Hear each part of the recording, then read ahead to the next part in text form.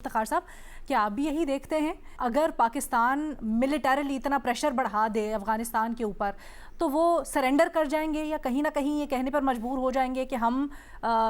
جس طرح سے ساتھ دے رہے ہیں یا ہم سے ڈیمانڈز ہو رہی ہیں ان کو پورا کرنے پر تیار ہیں، یا آپ کے خیال میں کاؤنٹر پروڈکٹیو ہوگا؟ اگر صرف اور صرف جو ہے وہ کائنیٹک مین سے یعنی کاؤنٹر ٹیررزم کے لینس سے جو ہے ہم اس کو ہینڈل کریں گے اور اس میں ڈپلومیسی کا آنسر جو ہے مکمل طور پہ چھوڑ دیں گے تو پھر یہ لانگ ٹرم میں بھی اور شارٹ ٹرم میں دونوں میں جو ہے وہ کاؤنٹر پروڈکٹیو جو ہے وہ رہے گا. کیونکہ افغانستان میں اگر آپ ایکسپیرینشل لیول پہ دیکھ لیں، اگر وہ برٹش راج سے لے کر ہمارے تک جو بھی ہسٹری رہی ہے اس میں آپ کو کچھ نہ کچھ سیگمنٹ میں جو ہے وہ دوست جو ہے وہ بنانے پڑیں گے. اور جو میں بات کہنا چاہتا ہوں، اگر میں ایکسپلسٹلی یہ بولوں تو میں یہ جاننا چاہتا ہوں کہ جو ہماری پالیسی رہی ہے افغانستان کے لیے وہ ایک پرٹیکولر گروپ سے جو ہے وہ ہمیشہ جڑی رہی ہے.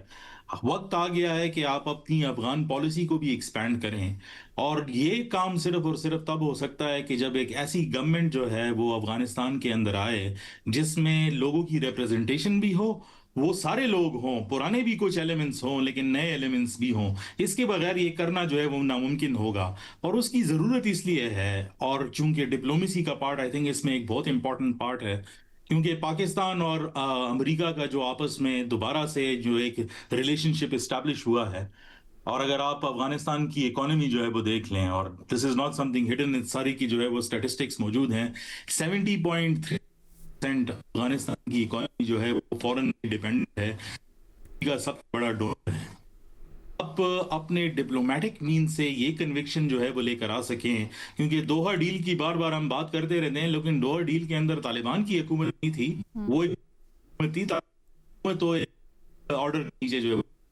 تو ہم بیسکس کو جو ہے وہ بھول جاتے ہیں اکثر ہسٹوریکل ریفرنسز کے درمیان میں. اس کو واپس میں بھی اگر آپ دوحہ ڈیل کے جو ہے بالکل اینڈ تک بھی لے کر جائیں گے اور دوبارہ اس کو ریویو کریں گے اور اس کی بھی امپلیمنٹیشن کر دیں تو آپ کا آلموسٹ 80% پرابلم جو ہے وہ ریزالو ہوتا ہے. لیکن یہ پرابلم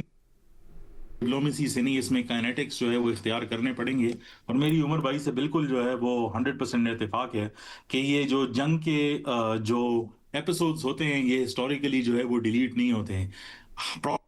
ہوئی ہے کہ افغانستان کے اندر کائنیٹک ایکشن جیون روز کا ہے،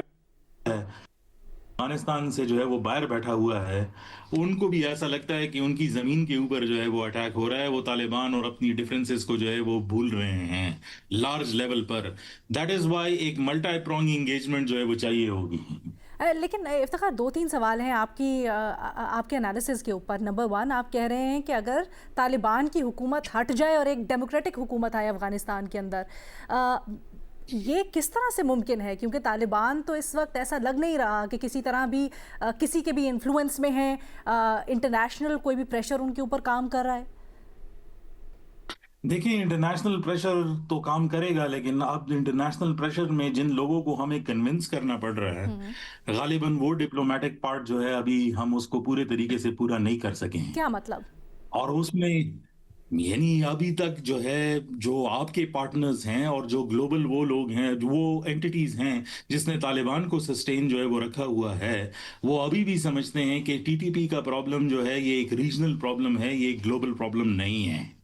جب اس کے آپ ڈپلومیسی کے through you will do that, اور آپ یہ احساس جو ہے وہ دلانا شروع کریں گے کہ بھائی اس کے صرف لوکل پرانگز نہیں ہیں، یہ انٹرنیشنلی بھی جو ہے پرابلم بنے گا، تب وہ آ کر لوگ اس کو سیریسلی لینا جو ہے وہ شروع کریں گے. دوسری بات جو ہے وہ مظہر عباس صاحب نے بہت رائٹلی پوائنٹ آؤٹ کیا. میرے جیسے اینالسٹ کو جب ہم نقشے کو دیکھتے ہیں تو سب سے بڑا کنسرن یہ ہے کہ صرف افغانستان نہیں ہے کہ جو ایران کی طرف سے اگر یہ بارڈر جو ہے وہ ٹوٹ پڑا تو یہ تقریباً آپ کا 2610 کلومیٹر جو ویسٹرن فرنٹ ہے پورا، وہ پورا کا پورا آگ میں جو ہے وہ دھکیل دیا جائے گا. اس میں سب سے بڑا پرابلم یہ ہے، ایک آخری بات کرتا جاؤں، کہ جو آپ کی اکانومی کے بیک بون کے سب سے بڑے پروجیکٹس ہیں وہ اسی روٹ کے اندر، اسی ایریا کے اندر ہیں. اگر تو یہاں پر ایسی لیول کی انسرجنسی اور ٹیررزم کے عناصر اور اس کا جو ہے آؤٹ فلو جمع ہو جاتا ہے تو یہ پاکستان کی فیوچر کے لیے کافی خطرناک بات ہے. एब्सोल्युटली इफ्तिखार, लेकिन आप ने एक बहुत ही जो दिलचस्प विंडो खोली है इस पूरी की पूरी डायलॉग के अंदर, उसके ऊपर थोड़ा सा और एलैबोरेट कीजिएगा, क्योंकि हमने देखा है पाकिस्तान ने अफ़गान हुकूमत के साथ मुख्तलिफ फोरम्स के ऊपर इंगेज भी किया, मुज़ाकरात भी हुए, backdoor diplomacy, channel to diplomacy, सब कुछ हुआ, लेकिन कहीं पर एक कंसेंसस नहीं हुआ, जिसकी तरफ मोहम्मद अली साहब ने भी इशारा किया कि शायद तालिबान के अपने अंदर भी इख्तलाफ पाया जाता है, शायद इसलिए वो दस्तबरदार नहीं होना चाहते जो मुख्तलिफ ग्रोह हैं अंदर अफ़गानिस्तान के। इसके ऊपर थोड़ा सा एलैबोरेट कीजिएगा, इसका आप सलूशन क्या समझते हैं, ये किस तरह से मुमकिन हो सकती है दोबारा इंगेजमेंट? देखिए, अफगानिस्तान के अंदर अगर कोई चेंज होगा तो उसके लिए एक एक्सटर्नल कैटलिस्ट होना बहुत जरूरी है, यानी किसी बाहर के अनासर को उसको ट्रिगर करना पड़ेगा, हाँ, क्योंकि अफगान इमारत का जो स्ट्रक्चर है हाँ, वो इस तरह है कि उसके अंदर डिसेंटफुल वॉइसेस, यानी कोई ऐसी इख्तिलाफ राय रखना वो बहुत मुश्किल है। और जिस तरह से हैबतुल्लाह अखुंजादा ने अपनी लीडरशिप की पावर को कंसोलिडेट किया है,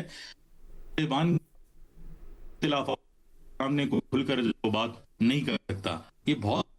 लीडर्स जो हैं वो कन्फाइड होकर जो है वो बताते हैं कि वो बात नहीं कर सकते, क्योंकि वो ये समझते हैं कि अगर उनकी इख्तिलाफ राय की वजह से जो उन्होंने एक गवर्नेंस सिस्टम खड़ा किया है, अगर ये किसी तरीके से गिर जाए तो उसका सारा इल्जाम इनके सर पे जाएगा। हाँ। सो दे वांट समवन एल्स कि कोई और आगे ये काम करे ताकि इसको डिसलॉज करे और इसको हम दोबारा जो है I'll वो be very बनाने की bold कोशिश and will करें। ask, आपके ख्याल में ये एक्सटर्नल कैटलिस्ट कौन हो सकता है, वो जो धक्का दे इसको, और क्या उसका बैकलैश फिर पाकिस्तान में भी नहीं आएगा, या फिर आपको लगता है कि वो एक्सेप्टेंस होगी अफगानिस्तान के अंदर भी तमाम सेक्टर्स के अंदर उसकी? देखें, अगर बैकलैश की आप बात कर रहे हैं तो आप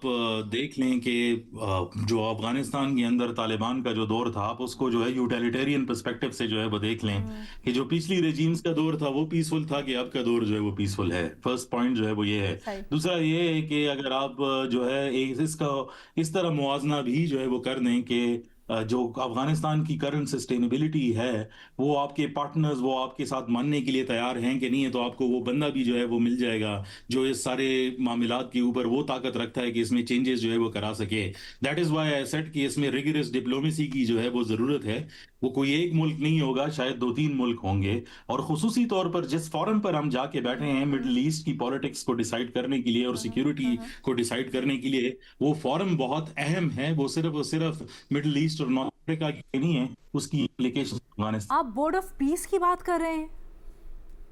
जी बिल्कुल उसी की बात। और आप समझते हैं कि यूएस इसके अंदर बड़ा अहम किरदार अदा कर सकता है? अगर डील उनके पास है, सस्टेनेबिलिटी उनके पास है, तो मेरे ख्याल में कोई और ऐसा शख्स तो है नहीं जो वो कर सके। This is very interesting.